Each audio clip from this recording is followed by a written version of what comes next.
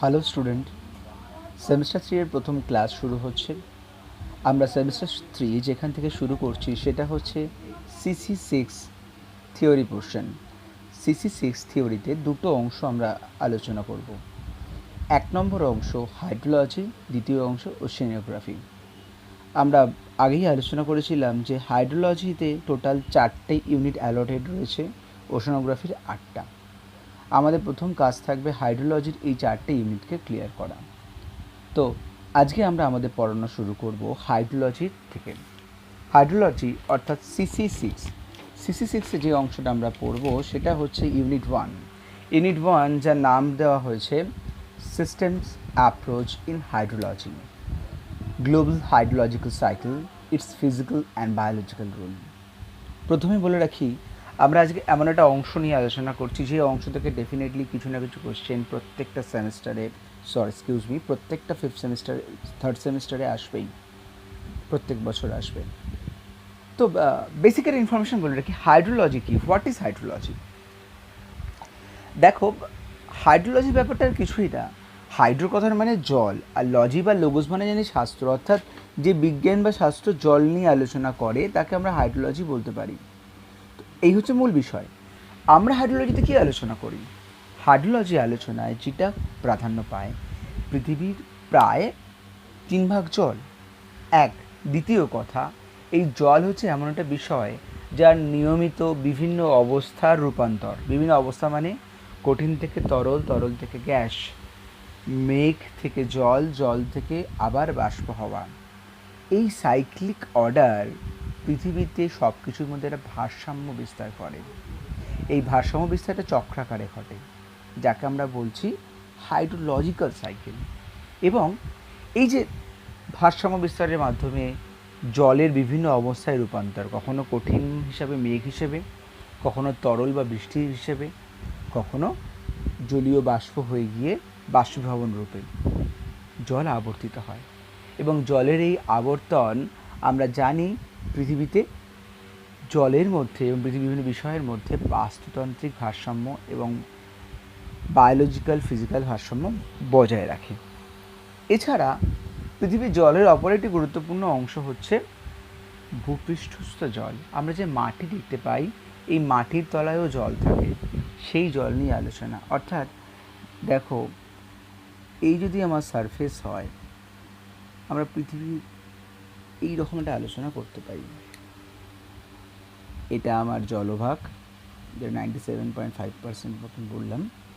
এটা স্থলভাগ, জলভাগে সমুদ্র, স্থলভাগে রিভার, স্থলভাগে গ্লেশিয়ার এবং স্থলভাগে আন্ডারগ্রাউন্ডে বা মাটির তলায় সঞ্চিত প্রবেশ্য স্তরে গ্রাউন্ড ওয়াটার বা ভৌম জল। এইগুলোই হচ্ছে আমাদের সোর্স অফ ওয়াটার বলতে পারি। অর্থাৎ দেখো, খুব সহজ করে বললে হাইড্রোলজির আলোচনা আমরা দুটো বিষয়ে গুরুত্ব পাই। একটা হচ্ছে সারফেস ওয়াটারের আলোচনা বা ভূপৃষ্ঠের উপর যে জলগুলো দেখতে পাই। কী কী জল সারফেস ওয়াটার কী কী হতে পারে বলতে পারবে? রিভার, লেক,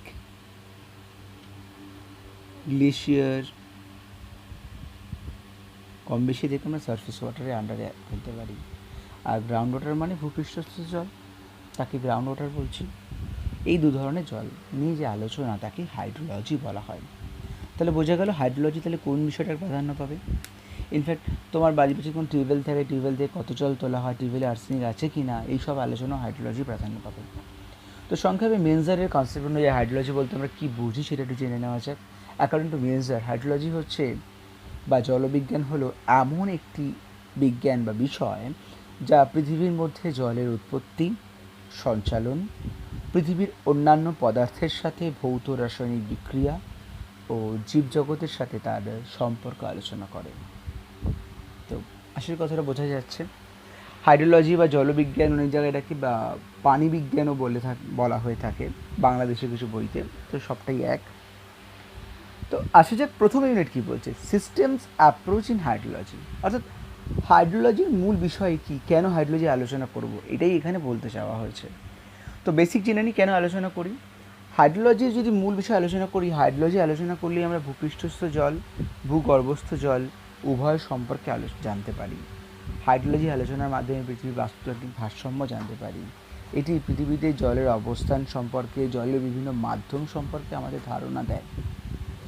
হাইড্রোলজিক্যাল কনসেপ্ট বা হাইড্রোলজি রিলেটেড সায়েন্স পৃথিবীতে বিভিন্ন ধরনের জলের অভাব, জলের ঘাটতি এবং জলের সুষম ব্যবহার, সুষ্ঠু ব্যবহার জনিত প্রক্রিয়া ও পরিকল্পনা দেয়। ইনফ্যাক্ট জল সঞ্চয়ের কথাও বলা হয়ে থাকে হাইড্রোলজির মাধ্যমে।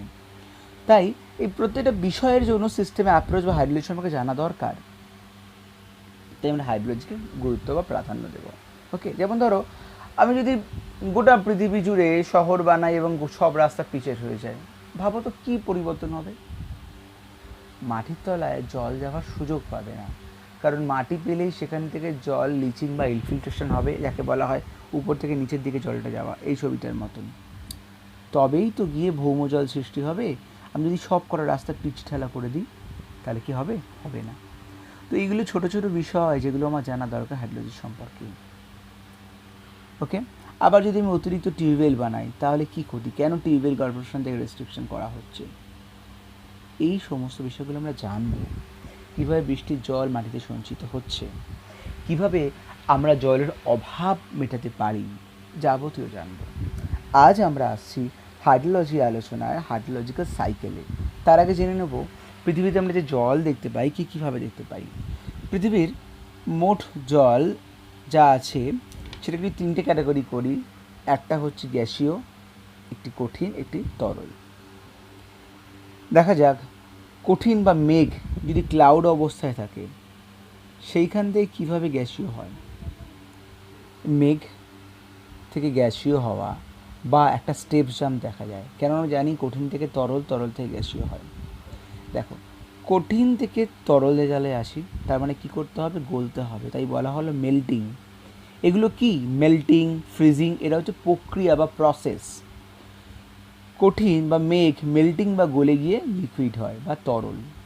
ফর এক্সাম্পল ধরে নাও রেইন, বৃষ্টির অনেক মাধ্যম হয়, আমি রেইন ধরলাম। এই তরল বাষ্পীভবন হলে বা ইভাপোরেশন, দ্বিতীয় প্রসেসটা হলে হয় গ্যাসীয় পদার্থ।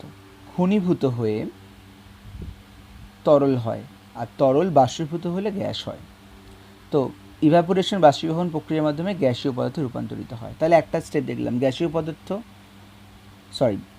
সলিড বা কঠিন, যা গলিত হয়ে বা মেল্টিং হয়ে লিকুইড হলো, লিকুইড বাষ্পীভূত হয়ে গ্যাস হলো। ক্লিয়ার? আবার এই গ্যাসীয় পদার্থ ঘনীভূত হয়ে লিকুইড হয়, লিকুইড কঠিনীভবন ঘটে বা ফ্রিজিং হয়ে সলিড তৈরি হয়। Basic cycle. এবার এই দিকটায় দেখো, যদি একটা স্টেপ জাম্প হয়, ডিরেক্ট সলিডস টু গ্যাসেস বা গ্যাসেস টু সলিড হয়, তাহলে কি হবে? কঠিন থেকে সরাসরি গ্যাস বা গ্যাস থেকে সরাসরি সলিড হওয়াকে, মানে একেবারে মেঘ থেকে বাষ্পে পরিণত হওয়াকে আমরা ফিজিক্সের ভাষায় জানি ঊর্ধ্বপাতন বলে, যাকে লেখা হয়েছে সাবলিমেশন বা ঊর্ধ্বপাতন। তো এই যে কথাটা বললাম, গ্যাস, সলিড, লিকুইড, এবং এই যে প্রসেসগুলোর কথা মেনশন করলাম, যে প্রক্রিয়াগুলো এটা হতে সাহায্য করে বা ফ্যাক্টরসগুলোর কথা বললাম, এই ফ্যাক্টরসগুলো হচ্ছে sublimation, melting, freezing, evaporation, condensation. এবং এই তিনটে বিষয়কে আমরা একসাথে বলতে পারি মোডস অফ ওয়াটার, জলের বিভিন্ন রূপভেদ। ওকে, এই জল পৃথিবীতে আমরা কী কীভাবে পাই দেখা যাক। পৃথিবীর মোট জলের 97.5% হচ্ছে স্যালাইন ওয়াটার। এই স্যালাইন ওয়াটারের মধ্যে 2.5% হচ্ছে ফ্রেশ ওয়াটার বা সুইট ওয়াটার। ফ্রেশ ওয়াটার কোনটা?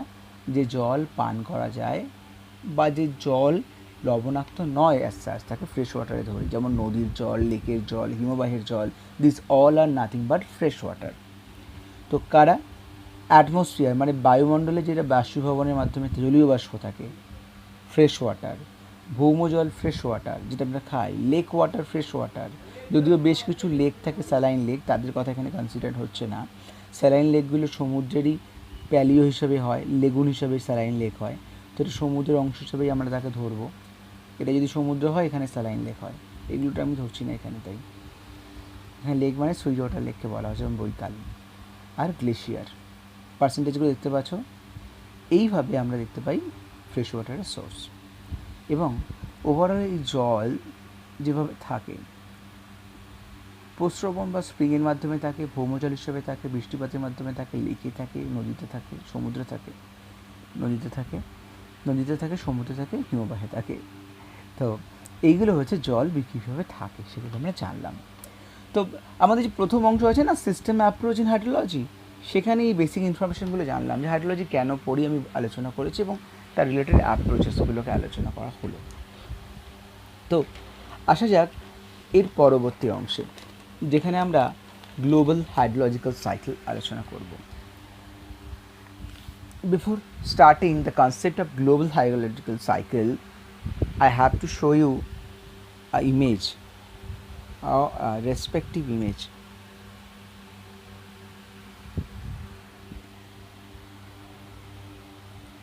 আশা করি ছবিটা তোমরা দেখতে পাচ্ছ। এই ছবিটা দেখাচ্ছে কিভাবে জল বিভিন্ন রূপে ট্রান্সফার হচ্ছে। এই ট্রান্সফার হওয়ার যে এন্টায়ার প্রসেসটা, সেটাকে সাইক্লিক প্রসেস বলা হচ্ছে। দেখো এইখানটায় রয়েছে আমাদের সমুদ্র থেকে জল বাষ্পীভূত হচ্ছে, মেঘ। সব মেঘটা সমুদ্রের উপরই ঘটে না, কিছু মেঘ চলে আসে স্থলভাগে, কিছু মেঘ সমুদ্রের উপর থাকে। তাহলে কিছু বৃষ্টি সমুদ্রেই হচ্ছে, কিছু বৃষ্টি হচ্ছে স্থলভাগে। স্থলভাগে যে বৃষ্টিটা হচ্ছে, সেই বৃষ্টির সব জল স্থলভাগে নিশ্চয়ই থেকে যায় না। কিছু হিমবাহ হিসেবে সঞ্চিত হয়, কিছু লেকে সঞ্চিত হয়, কিছু নদীর মাধ্যমে পৃষ্ঠপ্রবাহ হয়ে আবার সমুদ্রে ফিরে আসে। এর ফলে সমুদ্রে যে মোট জলের পরিমাণ তা বরাবরই সেম থাকে এবং দেখো সুন্দর একটা সাইকেল তৈরি হয়। তাহলে কিছু মেঘ সরাসরি সমুদ্রেই পড়লো বৃষ্টি হয়ে, কিছু মেঘ স্থলভাগে পড়ে কিছু স্টোর হলো, বাকি নদীর মাধ্যমে প্রবাহিত হয়ে জলটা চলে এলো এখানে। আবার স্থলভাগ থেকেও লেক বা নদীর জল কিছুটা মেঘ হয়ে জমে, তার কিছুটা এখানেই স্টোর হয়, কিছুটা সমুদ্রে চলে আসে। এইভাবে স্থলভাগ ও জলভাগের মধ্যে একটা সাইক্লিক অর্ডারে মোট যে জল, সেটা বাজেট মেনটেন করে বা ভারসাম্য মেনটেন করে, যাকে আমরা বলি গ্লোবাল হাইড্রোলজিক্যাল সাইকেল। তোমরা প্রশ্ন করতেই পারো কেন গ্লোবাল শব্দটা ব্যবহার করা হলো। গ্লোবাল মানে আমি লোকালি ঘটনা বলছি না, বিশ্বব্যাপী। কেন না, গঙ্গার উপর যে মেঘ করেছে সেই বৃষ্টি গঙ্গার উপরই হবে এমন কোনো মানে নেই। সে বৃষ্টি বঙ্গোপসাগরে গিয়ে হবে, এমনও হতে পারে। সে বৃষ্টি বাংলাদেশে গিয়ে হলো, এমনও হতে পারে। তো তাই বিষয়টার ব্যালেন্স হয় globally, not locally. That is why called it global hydrological cycle. আশা করি বুঝেছো। এবং এই গ্লোবাল হাইড্রোলজিক্যাল সাইকেল তৈরি হতে গেলে বেশ কয়েকটা ফ্যাক্টর কাজ করে থাকে। আমরা দেখব কয়েকটাগুলো ফ্যাক্টরের কথা। দেখো এখানে দেখাচ্ছে প্রেসিপিটেশন, ওয়াটার ভেপার তৈরি করেছে। ট্রান্সপিরেশন, ইভ্যাপোরেশন, ইনফিল্ট্রেশন, এই শব্দগুলো মাথায় রাখতে হবে। হাইড্রোলজিক্যাল সাইকেল আমরা আলোচনা করব আর প্রেসিপিটেশন কি, ট্রান্সপিরেশন কি, ইনফিল্ট্রেশন কি জানবো না, এটা কখনোই হতে পারে না। কেন হতে পারে না? This all are the factors, this all are the component of hydrological cycle. এরা না হলে হাইড্রোলজিক্যাল সাইকেল হতো না, এরা এজেন্ট। জল যদি বাষ্পীভূত না হয় তাহলে মেঘ কী করে হবে? তাহলে ইভ্যাপোরেশন হচ্ছে সেই এজেন্ট যে বাষ্পীভবনে সাহায্য করে, সেই ফ্যাক্টর যে বাষ্পীভবনে সাহায্য করে। আবার গাছ যদি বাষ্পীয় প্রস্রোদন না করতো বা ট্রান্সপিরেশন না করতো তাহলে বাষ্প হতো না। আবার মেঘ যদি ঘনীভূত হয়ে বৃষ্টিপাত না ঘটাতো তাহলে কিন্তু আবার আমরা লিকুইড ওয়াটার দেখতে পেতাম না।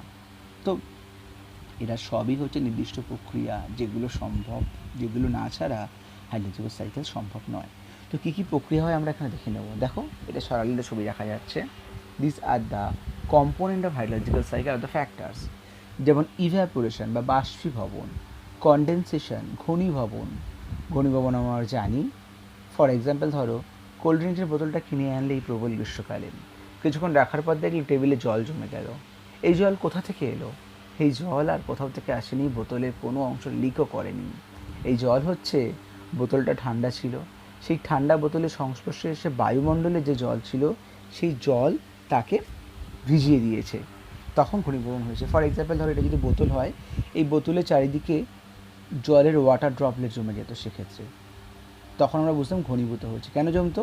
এই এয়ারের মধ্যে যে জলীয় বাষ্প আছে তা এর সংস্পর্শে এসে শীতল হয়ে গেছে। যেমনভাবে বাস্তবে শিশির পড়ে তেমনি বোতলের গায়ে শিশির তৈরি হতো ইনফ্যাক্ট। এটাকে আমরা বলি ঘনীভবন।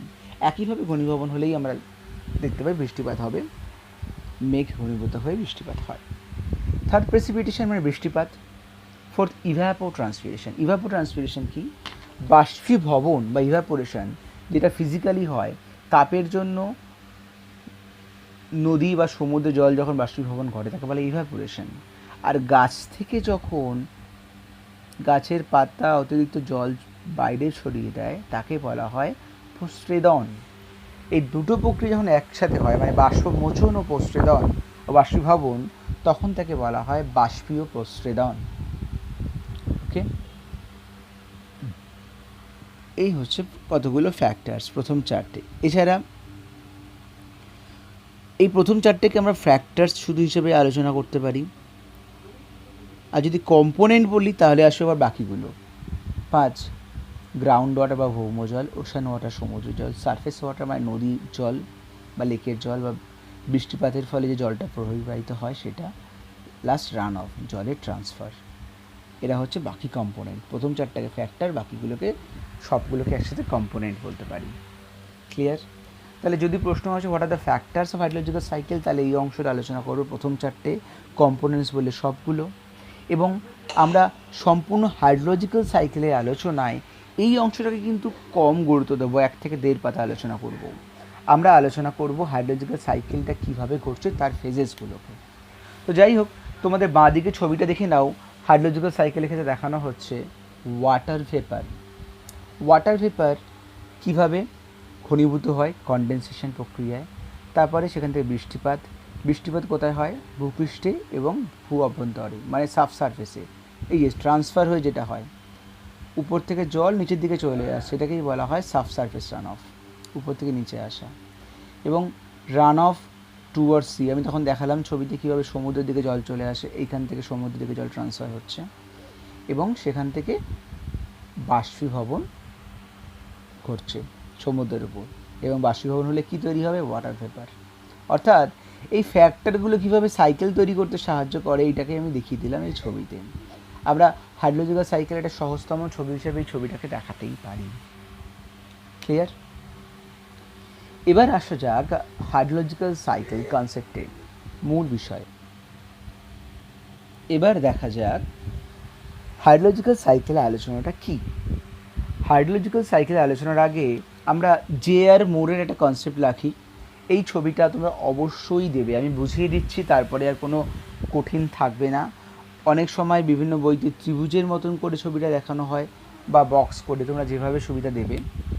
দেখো কি বলছে, ধরে নিলাম অ্যাপ্রক্স পৃথিবীতে মোট বৃষ্টিপাতের পরিমাণ হচ্ছে গড়ে বার্ষিক 85.7 সেন্টিমিটার, যাকে আমরা 100% ধরছি। এই 100% বৃষ্টিপাতের মধ্যে প্রথমে ধরে নিই মহাসাগর ও সাগর থেকে বাষ্পীভবন হচ্ছে 84%, অর্থাৎ ইভাপোরেশন 84% হয়। তাহলে এটা কী হবে? পরবর্তীকালে মেঘ তৈরি হবে। এই মেঘ কী করে? বৃষ্টিপাত ঘটায়। আমি দেখিয়েছিলাম মেঘের সবটাই বৃষ্টিপাত কিন্তু সমুদ্রে ঘটায় না। কি দেখাচ্ছে? মেঘের মোট অংশের 77% সমুদ্রের বৃষ্টিপাত ঘটছে। তাহলে 84 থেকে 77 বাদ দিলে কত পড়ে থাকে? 7% বৃষ্টি। এই 7% বৃষ্টি, এই 7% বৃষ্টিটা কোথায় হচ্ছে? এখানে, অর্থাৎ ল্যান্ডে বা স্থলভাগে, অর্থাৎ সমুদ্রে হয়নি। ওকে, ল্যান্ডে 7% বৃষ্টিপাত হয়। ল্যান্ডে যে নদী আছে, লেক আছে, সেখান থেকে বাষ্পীভবন হচ্ছে 16%। কিন্তু দেখা যাচ্ছে 16% বাষ্পীভবনের বৃষ্টিপাতটা ল্যান্ডেই হয়, প্লাস এই 7%। 16 আর 7 যোগ করলে কত হয়? 23। টোটাল 23% বৃষ্টিপাতই হয় স্থলভাগে। তাহলে একটা জিনিস কি হলো, স্থলভাগে বৃষ্টিটা সারপ্লাস বা উদ্বৃত্ত হয়ে গেল, আর সমুদ্রের বৃষ্টিপাতটা ডেফিসিট বা ঘাটতি হয়ে গেল। হলো কি হলো না? হলো। কি করে এই ঘাটতি মিটবে? এই প্রসেসটা খুব গুরুত্বপূর্ণ প্রসেস, পৃষ্ঠ প্রবাহ বা রান অফ। এই 23%, 16% বৃষ্টি স্থলভাগেই হবে, বাকিটা রান অফ হয়ে চলে আসবে সমুদ্রের দিকে। অর্থাৎ এইখানের মেঘ থেকে যে বৃষ্টিটা হলো, কিছু লেকে কিছু নদীতে সঞ্চয় হলো, বাকিটা নদীর পথ ধরে চলে এলো সমুদ্রে।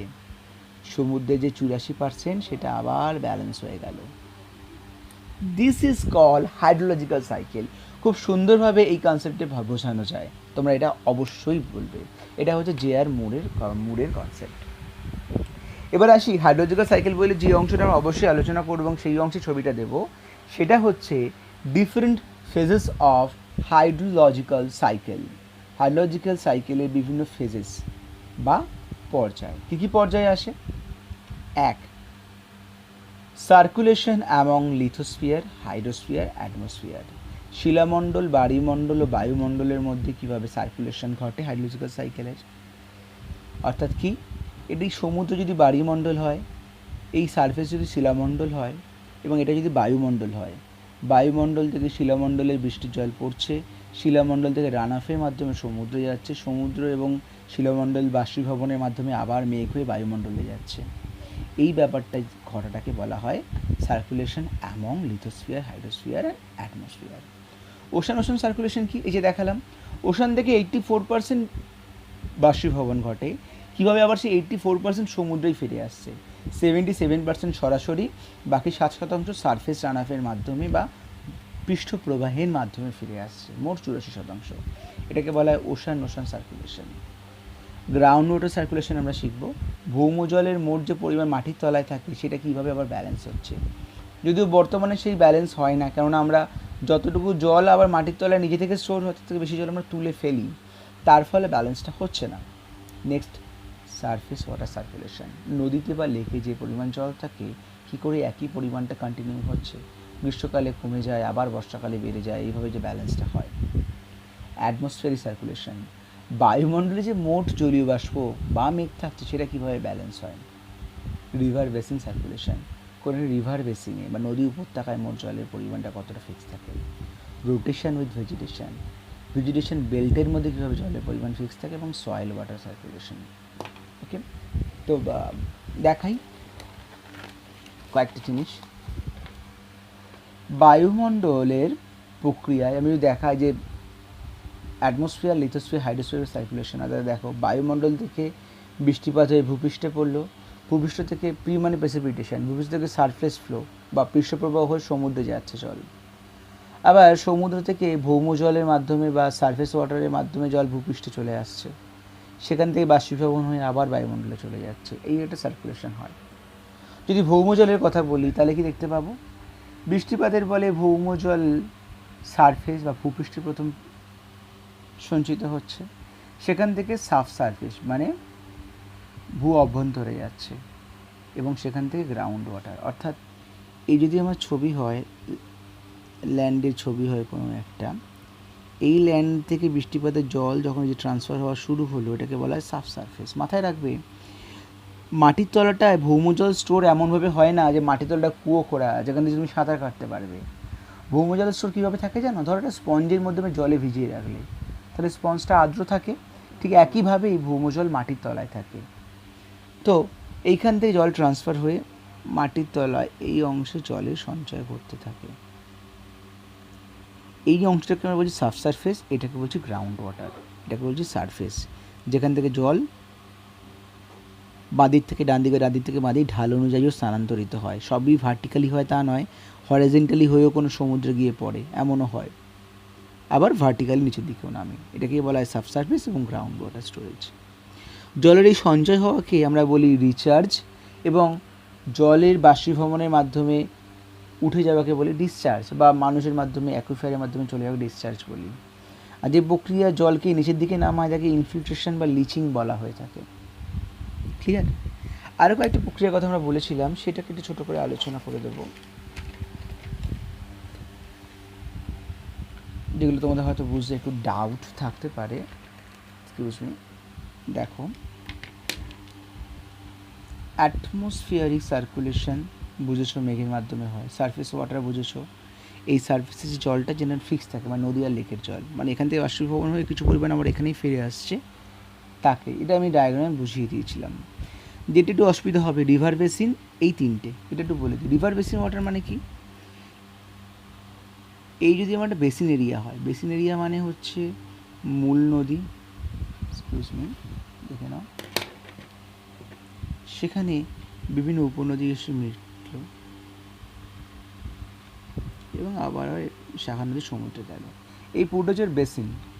এই বেসিনে যে মোট বাষ্পীভবন হয় সেখানে যেন আবার মেঘ তৈরি হয়ে বৃষ্টিপাতের পরিমাণটা ঘুরে ফিরে সমান হয়। এই ব্যাপারটাকে বলা হচ্ছে basin circulation, river basin circulation, নদী উপত্যকার মধ্যে জলের সার্কুলেশন। এখানে মেঘ হচ্ছে, অন্যত্র মেঘ হচ্ছে, এখানে এসে জলটা জমছে, আবার নদীর মধ্যে ব্যালেন্স হচ্ছে ওয়াটারের। দ্বিতীয়, রোটেশন উইথ ভেজিটেশন বেল্ট। ধরে নাও একটা অরণ্যভূমির ছবি আঁকার চেষ্টা করি আমরা।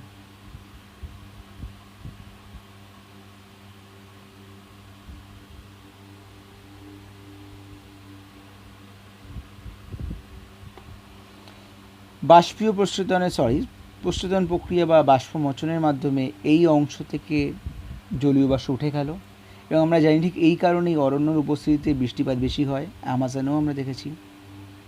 তো তার ফলস্বরূপ এইখানে মেঘ তৈরি হলো, কি সুন্দর হয়ে গেল মেঘটা তৈরি, এবং সুন্দর বৃষ্টিপাত। তাহলে জল চলে গেল, আবার বৃষ্টিপাত হয়ে মাটির শিকড় থেকে জল আবার এখানে সঞ্চিত হয়ে গেল গ্রাউন্ড ওয়াটার এবং উদ্ভিদ শিকড়ে, এবং সেই জল আবার উদ্ভিদ জাইলেম কলার মাধ্যমে জল তুলে নিল। এই পুরো ব্যাপারটাকেই আমরা বলছি রোটেশন উইথ ভেজিটেশন বেল্ট। আর last, soil water circulation. Soil water মানে আমরা জানি মাটির মধ্যে একটা জল থাকেই, কারণ মাটির কণাগুলো জল ধারণ করার একটা ক্ষমতা রয়েছে, যাকে বলা হয় ফিল ক্যাপাসিটি বা স্পেসিফিক ইয়াল্ট। মানে কি, ধরো তো একটা গ্লাসে তুমি জল খেয়ে নিলে, তারপর গ্লাসটা তুমি ঝাঁকাও, তাও দেখবে গ্লাসের গায়ে কিছু ওয়াটার ড্রপলেট লেগে থাকে। একইভাবে মাটির কণাগুলোর মধ্যে কিছু ড্রপলেট থাকে, যাকে বলে সয়েল ওয়াটার। ঠিক আছে, এই সয়েল ওয়াটারটা সার্কুলেশন কীভাবে হয়, মানে মাটি ড্রাই হয়ে গেলে জল চলে যায়, আবার বৃষ্টিপাত হলে কিছু জল এখানে আটকে থাকে, এইটা যে কন্টিনিউয়াস চলতে থাকে একেই বলা হয় সয়েল ওয়াটার সার্কুলেশন, যার জন্য মাটি আর্দ্র বা শুষ্ক হয়ে থাকে অল্টারনেটিভভাবে ঋতুতে। আশা করি এই অংশটা বোঝা গেছে। এবারে আসা যাক দ্বিতীয় অংশে। এই অংশের প্রশ্নটা আলাদা আসে, ফিজিক্যাল অর বায়োলজিক্যাল রোল, দুটো আলাদা করে প্রশ্ন আসে, বা দুটো একসাথে গেলে 10 নম্বরে আসবে। অনেকটা ডিটেলস কিন্তু আমি আজকে আলোচনা করছি। Physical or biological role of hydrological cycle. এই যে জলচক্র তৈরি হচ্ছে, এর ভূমিকা কী, কিসে? প্রাকৃতিক বিষয়ের উপর ভূমিকা কী এবং জীবজগতের উপর ভূমিকা কী? প্রাকৃতিক ভূমিকাকে বলা হচ্ছে ফিজিক্যাল রোল, এবং জীবজগতের ভূমিকাকে বলছে বায়োলজিক্যাল রোল। মানে ধরো, যদি হাইড্রোলজিক্যাল সাইকেল সম্পূর্ণ না হলো, একদিন বাষ্পীভবন ঘটলো না, বাষ্পীভবন প্রসেস ডিলিট করে দিলাম প্রসেসটা, তাহলে কি আলাদা হবে? বা যদি এমন হতো বৃষ্টিপাত ঘটছে না, এই বৃষ্টিপাত কম হচ্ছে, সব আবহাওয়াবিদরা বলছে বৃষ্টি নেই, খুব প্রবলেম, গরিব মানুষগুলো হাত পাকা হাওয়া খাচ্ছে, কষ্ট করছে, আর তুমি আমি বা অনেকেই এসি রুমে বসে দারুণ আছি। তো এই তুমি আমি, আমাদের বৃষ্টিপাতের প্রয়োজনীয়তা কি? বৃষ্টি হলোই না, ক্ষতি কী? ক্ষতি হচ্ছে হাইড্রোলজিক্যাল সাইকেল কিন্তু বিঘ্নিত হবে। আর এই হাইড্রোলজিক্যাল সাইকেল বিঘ্নিত হলেই শুধু আমাদের নয়, গ্লোবালি কী কী সমস্যা হবে সেটা আমরা দেখতে হবে, যার ফলে লাইফ বা জীবন কিন্তু শেষ হতে থাকবে। হাইড্রোলজিক্যাল সাইকেল এমন একটা বিষয় যা গ্লোবালি একটি বাজেট মেনটেন করে। এই হাইড্রোলজিক্যাল সাইকেল হয় বলে আমরা দেখতে পাবো গ্লোবালি কিন্তু সার্কুলেশন একটা সুন্দর বাজেট করছে, যার ফলে হিমবাহের বরফ গলার ভারসাম্য থাকে, সমুদ্রবক্ষের জল গ্রামের পর গ্রাম ভাসিয়ে দেয় না, ব্যালেন্স রাখে, যার ফলে নদীতে জল থাকে, কোথাও খরা বন্যা হয়েও একটা ব্যালেন্স আনার চেষ্টা করে।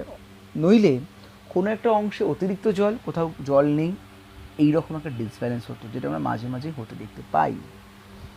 তো এই যে ডিসব্যালেন্সিং, সেটার কাজ করে হাইড্রোলজিক্যাল সাইকেল। যেমন দেখতে পাবো water balance between land and sea, স্থলভাগ আর জলভাগে জলের যে ভারসাম্য, সেই ভারসাম্য কিন্তু মেনটেন করে। আমরা হাইড্রোলজিক্যাল সাইকেল পড়তে গিয়ে শিখেছি যে স্থলভাগে যে জল এবং জলভাগে যে জল আছে, টোটাল যে ভারসাম্যটা আনে। দেখো, কোথাও মেঘ তৈরি হয়ে বৃষ্টি হচ্ছে, কোথাও স্থলভাগে বৃষ্টি হয়ে আবার রান অফ হয়ে জলটা ফিরে আসছে, যে নদীর মাধ্যমে দেখাচ্ছে জলটা ফিরে আসছে জলটা।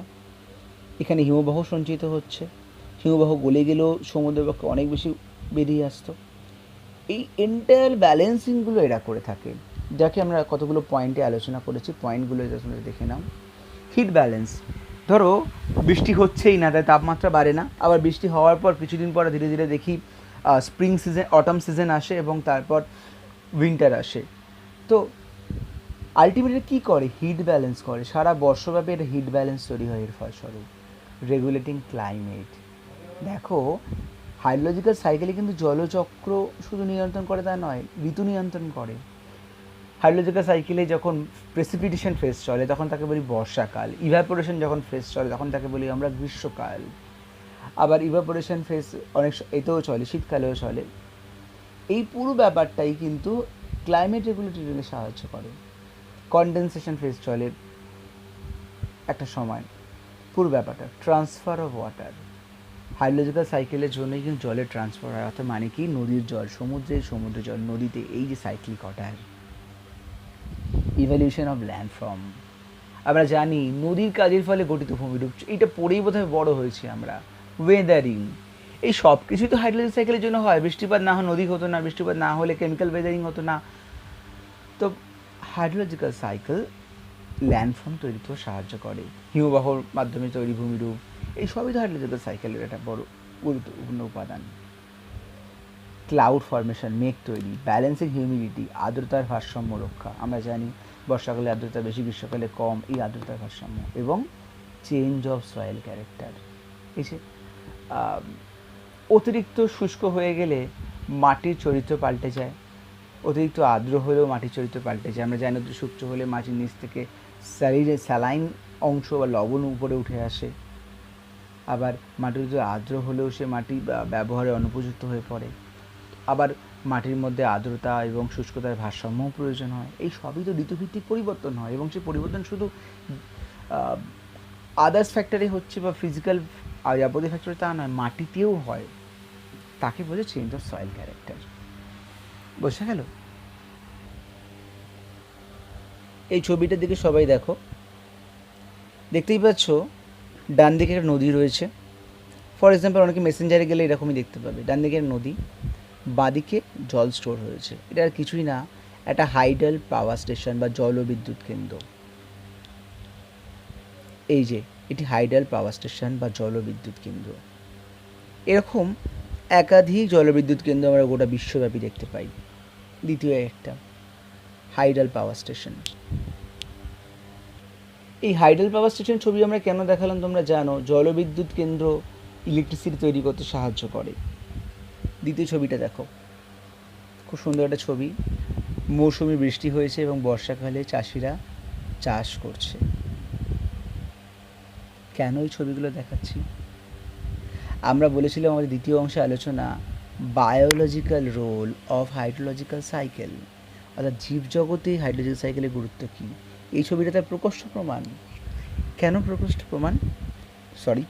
প্রমাণ? তার কারণ হচ্ছে বৃষ্টিপাত না হলে, বৃষ্টিপাত অর্থাৎ হাইড্রোলজিক্যাল সাইকেলের একটি উপাদান বা ফ্যাক্টর, সেটা না হলে চাষ করা যেত না, মানুষ খেতে পেত না। এবং বৃষ্টিপাত না হলে আমরা পানীয় জলের সোর্স পাই না, পানীয় জল পাবো না। বৃষ্টিপাত না হলে হাইড্রোলজিক্যাল সাইকেলের মাধ্যমে জলবিদ্যুৎ কেন্দ্রের জল ইলেকট্রিসিটি উৎপাদন করা যাবে না। এই যাবতীয় কাজগুলো করে থাকে হাইড্রোলজিক্যাল সাইকেল, যার জন্য আমরা বলেছি হাইড্রোলজিক্যাল সাইকেলের কাজ হচ্ছে গ্রোথ অফ প্ল্যান্ট কিংডম, বড় বড় যে গাছ তৈরি হয় বর্ষাকালেই তো হয়, সেটা তৈরি করে বৃষ্টির জন্য। মেনটেন অ্যাকোয়াটিক সিস্টেম, জলের পরিমাণ ভারসাম্য রাখে। সোর্স অফ ফ্রেশ ওয়াটার, বৃষ্টিপাতের জন্যই তো নদীর জল, লেকের জল এগুলো পাই। ভৌমজল তৈরি হয়, অ্যাকুইফার তৈরি হয়। বৃষ্টিপাতের অভাব হলে ভৌমজল তৈরি কমে যায়। কাল্টিভেশন, কৃষিকাজ হয়। ফরেস্ট ফর্মেশন, বড় বড় অরণ্য তৈরি হয় বৃষ্টির জন্য, এই জন্য অ্যামাজন এত বড় অরণ্য। সোর্স অফ ফুড, দেখিয়ে দিলাম কিছু সুন্দর খাবার তৈরিতে সাহায্য করে। ইলেকট্রিসিটি, জলবিদ্যুৎ কেন্দ্র ইলেকট্রিসিটি তৈরিতে সাহায্য করে। গ্রোথ অফ সিভিলাইজেশন, এই কথাটা তো বোধহয় বলাই বাহুল্য, এই শব্দটা এখানে ব্যবহার করতে ইচ্ছা করছে। আমরা জানি পৃথিবীর যাবতীয় সভ্যতার প্রাথমিক পটভূমি হচ্ছে নদী। সে ইন্দাস সিভিলাইজেশন হোক, চৈনিক সভ্যতা হোক, যে কোনো সভ্যতায় দেখেছিলাম কোনো না কোনো নদীর ধারে তৈরি হয়েছে। কারণ নদীমাতৃক দেশ আমাদের ভারতবর্ষ, আমরা জানি ভারতের বহু শহর এখনও নদীর ধারে রয়েছে, যেমন কলকাতা। ইনফ্যাক্ট নদীর পাশে উর্বর জমি, কৃষিকাজের সুবিধা হয়, পানীয় জলের সোর্স, পরিবহন, যোগাযোগের মাধ্যম, এই সবই জীবজগৎকে সমৃদ্ধ করে। তাই হাইড্রোলজিক্যাল সাইকেলে যেমন ফিজিক্যাল রোলও রয়েছে, বায়োলজিক্যাল রোলও আছে। আশা করি তোমাদের পুরো বিষয়টা বোঝাতে আমি সমর্থ হলাম। অনেকটা বড় ইউনিট আমরা আলোচনা করে ফেললাম। মাথায় রাখবে এই হাইড্রোলজিক্যাল সাইকেলের আলটিমেট ইম্পর্টেন্স কী? আলটিমেট ইম্পর্টেন্স হলো হাইড্রোলজিক্যাল সাইকেল ছিল বলেই জীবজগৎ প্রাণীজগৎ রক্ষা পেল। হাইড্রোলজিক্যাল সাইকেল ছিল বলেই প্রকৃতির মধ্যে আর সুন্দর ইকোলজিক্যাল এবং বায়োলজিক্যাল ব্যালেন্সিং তৈরি হলো, তাপের ব্যালেন্স হলো, যা বিঘ্নিত হলে বা হঠাৎ যদি ব্রেকিং হয় কী কী সমস্যা হবে? এই সব কিছুর ইমব্যালেন্স তৈরি হবে, ফুড ক্রাইসিস হবে, প্ল্যান কিংডম ডেভেলপ করবে না, ক্লাইমেটিক ফেনোমেনা নষ্ট হয়ে যাবে এবং নিয়মিত প্রচুর স্পিসিস ধ্বংস হয়ে যাবে, যা হচ্ছেও ইনফ্যাক্ট। তাপমাত্রার জন্য কোনো একটা বছর বৃষ্টি কম হলো, কোনো একটা বছর তাপ বেশি হলো, এই পুরো প্রসেসটাই একাধিক প্রজাতিকে নষ্ট করে দেয়। আবার ডিউরিং দিস লকডাউন ফেজ হঠাৎ করে যখন প্রকৃতি নিজেকে ব্যালেন্স করতে পারলো, কতটা সিস্টেমেটিক হয়ে গেল পৃথিবীর অনেক অংশগুলোই। তো এইটাকে আমরা বলবো যে if there is a obstacles বা if hydrological cycle is not in cyclic order then what happen? তখন আমরা এই কারণগুলো আসতে পারি যে এর ফলে এই যাবতীয় ফ্যাক্টরগুলো বিঘ্নিত হবে, স্বাভাবিক জীবনযাপন বিঘ্নিত হবে, পানীয় জলের অভাব ঘটবে, অনেক স্থানেই ঘটছে সেগুলো, ভৌম জলের ঘাটতি তৈরি হবে, ভূমিধস তৈরি হয়ে যাবে, বনভূমি তৈরি হবে না ঠিক মতন করে, যাবতীয় সমস্যাগুলো আসে। তো সংক্ষেপে বললে এই অংশ থেকে দুটো বিষয় তোমরা খুব ভালো করে তৈরি করবে। গ্লোবাল হাইড্রোলজিক্যাল সাইকেল, তার ফেসেস এবং ফ্যাক্টরসগুলো, আমি অনেকগুলো সারফেস আলোচনা করেছিলাম, সমুদ্রে আবর্তন, ভূপৃষ্ঠ স্থল ভূপৃষ্ঠ ও স্থলভাগের মধ্যে আবর্তন, ভৌমজলের আবর্তন, যে সার্কুলেশনগুলো দেখিয়েছিলাম, মানে এই অংশটার কথা আমি বলছি, এই অংশটা খুব ভালো করে তৈরি করবে, ডিফারেন্ট ফেজেস বা সাব ফেজেসগুলো। দ্বিতীয় হচ্ছে এই অংশটা কম্পোনেন্টস অ্যান্ড ফ্যাক্টরস, বড় প্রশ্ন আসে অফ হাইড্রোলজিক্যাল সাইকেল। এবং তৃতীয় হচ্ছে physical and biological role of hydrological cycle. এইটা হলে হাইড্রোলজিক্যাল সাইকেলে তোমরা একটা ভীষণ গুরুত্বপূর্ণ বিষয়কে কমপ্লিটলি সিকিওর করতে পারবে। এই দুটো কোয়েশ্চেন তাহলে খুব ভালো করে রেডি করবে এই অংশ থেকে। ওকে, আশা করি সবাইকে বোঝাতে পেরেছি, বাকিটা আমরা ফোনে কনভারসেশন করে নেব। Okay, thank you, thanks to all.